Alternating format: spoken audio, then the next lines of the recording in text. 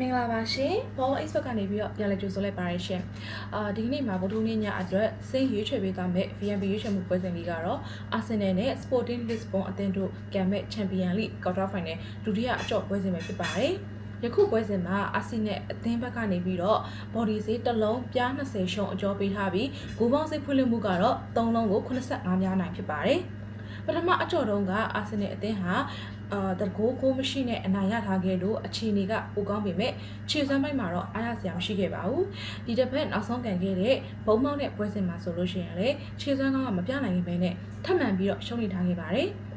ဒီ Sporting အသင်းကဆိုလို့ရှိရင်တော့အနိုင်ကစားနိုင်မှနောက်တစ်ဆင့်တက်ဖို့အတွက်ကိုအခွင့်အရေးရှိမှာပါယခုပွဲစဉ်မှာ Arsenal အသင်းဘက်ကနေအကြောပေးထားတဲ့ body ဈေးကတော့မနှိမ်ပါဘူးယခုပွဲစဉ်မှာဆိုလို့ရှိရင် Arsenal အသင်းကခြေစွမ်းဘက်ကပိုကောင်းပေမဲ့နောက်ပိုင်းပွဲစဉ်မှာကန်တဲ့ဒီခြေစွမ်းကိုအားမရတာရဲ့ Sporting အသင်းကတင်ပြီးတော့ကစားလာမှာတွေကြောင့် Sporting အသင်းကိုနှစ်ကိုးပြက်မရှုံးဘူးလို့ထင်မိတာကြောင့်မို့ပေါ့နော်ဒီ Sporting body ဘက်ကိုစင်ကတော့ရွေးချယ်ချင်ပါတယ်ရှင်ယခုပွဲစဉ်လေးဟာဆိုလို့ရှိရင်တော့ VNB ရွေးချယ်မှုပွဲစဉ်လေးဖြစ်ပြီးတော့ Premium ရွေးချယ်မှုပွဲစဉ်တွေကိုအခမဲ့ကြည့်ရှုချင်တယ်ဆိုလို့ရှိရင်တော့ comment မှာချပေးထားတဲ့ Telegram link ကို join ပြီးတော့အားပေးနိုင်ပါတယ်ရှင်